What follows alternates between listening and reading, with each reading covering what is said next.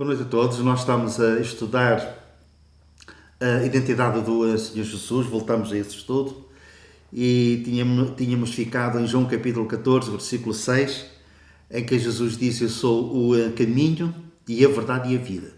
Ninguém vem ao Pai senão por mim. Nós já consideramos Jesus como sendo o caminho para Deus. Hoje vamos tecer algumas considerações acerca de Jesus como sendo a verdade. Definição. O que é verdade? Ausência de mentira. Aquilo que está correto, aquilo que é real. A palavra grega para verdade é a palavra aletheia, que traduzida à letra significa desesconder, isto é, esconder nada. A palavra hebraica, por sua vez, para verdade é a palavra emet, que significa firmeza, constância, duração. Isto é algo com que se pode contar. Jesus nunca escondeu nada. Ele falou acerca do coração humano com toda a frontalidade. Ele teve a coragem para desmascarar aquilo que ia no íntimo de cada um. Ele falou acerca da eternidade. Ele nunca usou paninhos quentes para transmitir as verdades de Deus. Porquê? Porque ele era a própria verdade. Ele fala acerca de céu, fala acerca de inferno. Na sua boca nunca se achou engano. Ele é a verdade absoluta. E este conceito, colhido hoje, neste mundo pós-moderno, com a cultura, com os conceitos filosóficos e até religiosos do mundo atual. O pós-modernismo trouxe muitas mudanças. O pós-modernismo começou desde o fim da Segunda Guerra Mundial. Podemos dizer que a primeira etapa, depois a segunda etapa, que se acentuou mais no fim da década de 80, em que houve uma mudança radical no mundo a nível dos princípios, a nível dos valores, em que eles são diluídos, cultura, etc. Mas, acima de tudo, o pós-modernismo também assenta numa coisa que colide com este ensinamento bíblico de que Jesus é a verdade. Isto é, o pós-modernismo acentua que não há verdades absolutas. Tu tens a tua verdade, eu tenho a minha. Há várias hipóteses em relação à verdade. E como disse, isto choca com a verdade absoluta que nós temos em Jesus. Ele disse: eu sou a verdade. Ele não disse: eu sou uma verdade, eu sou uma possibilidade de ser verdade, eu sou uma meia verdade, eu sou uma meia mentira. Não, ele é a verdade. Ele encarna a verdade.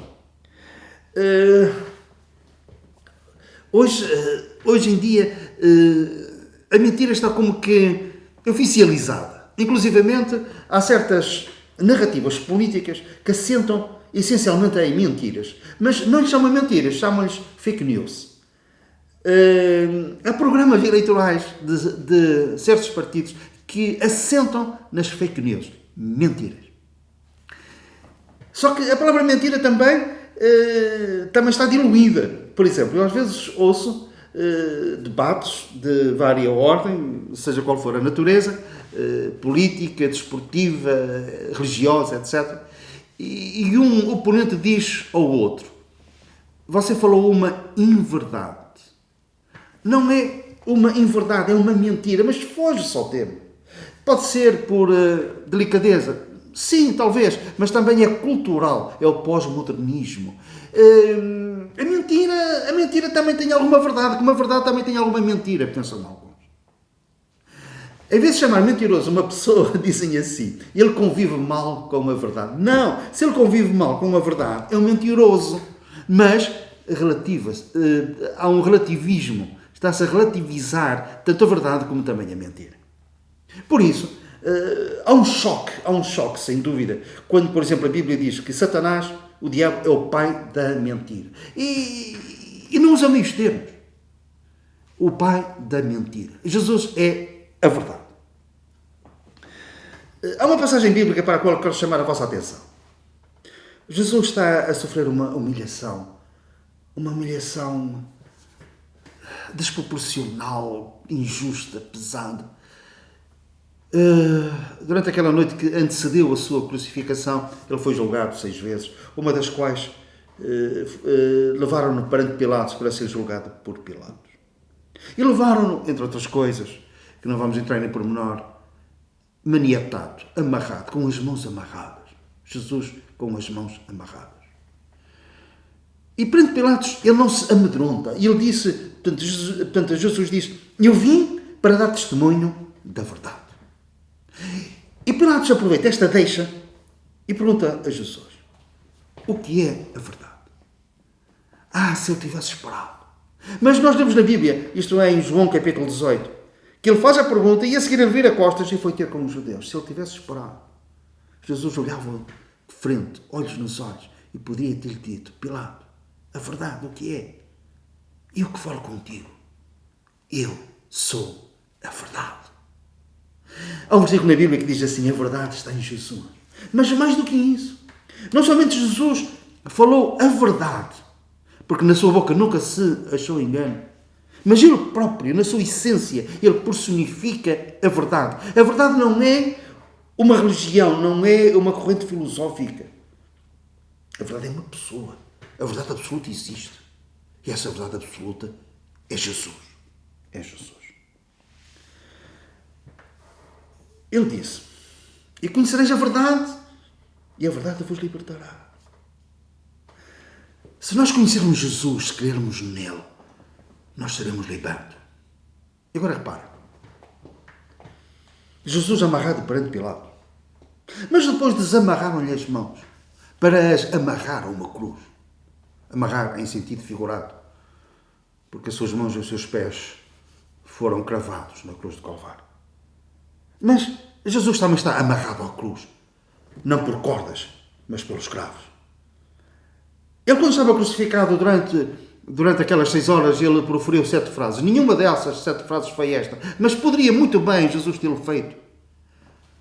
Eis-me aqui amarrado a esta cruz, para que vós possais ser livres. E como nós carecemos desta libertação, a verdade vos libertará. E conhecereis a verdade, conhecendo Jesus, nós seremos livres e precisamos de sair livres. Porquê?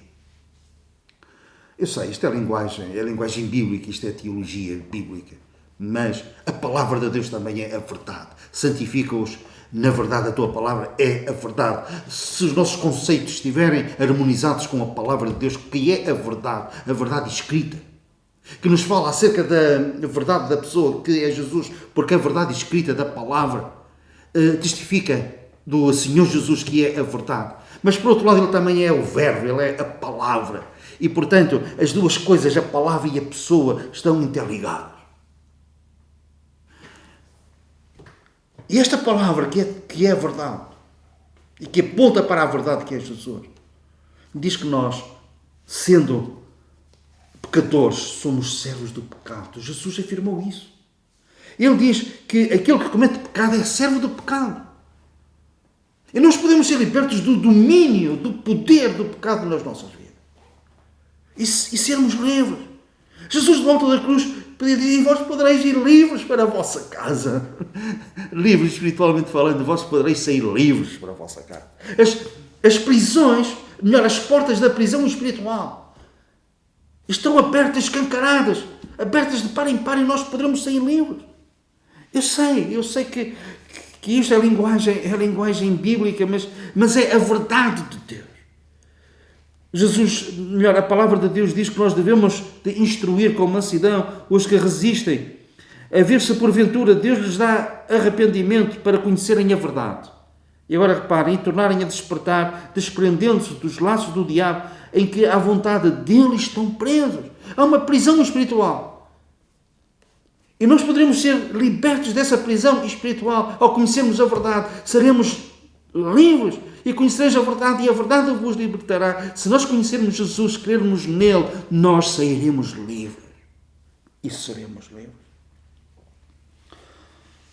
Libertos do medo da morte, que é a vontade que a morte, o rei dos terrores, o medo da morte. Eu, como médico, Tenho ouvido tantas pessoas a dizer-me: vai-se aproximando a hora, e eu tenho medo de morrer, o medo da morte. O medo que advém do facto de não se ter certeza para onde vai, de não se ter certeza do que há para lá da morte. Mas nós, conhecendo a verdade que é Jesus, nós somos libertos desse medo da morte. Porquê? Porque sabemos que a morte é o trampolim para a vida eterna, uma vida na presença de Deus, se nós confiarmos em Jesus, a verdade que nos liberta também do medo da morte. E nos liberta do medo da condenação. Porquê? Porque não há condenação para os que estão em Cristo Jesus. E conhecereis a verdade, e a verdade vos libertará.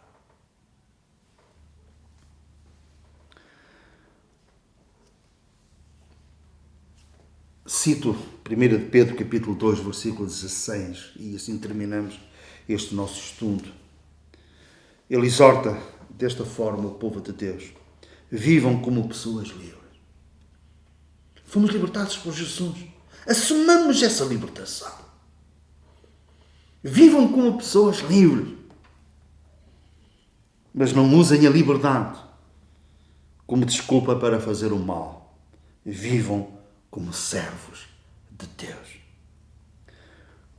Como aqueles que conhecem a verdade que está e é o Senhor Jesus Cristo. Que o Senhor nos abençoe.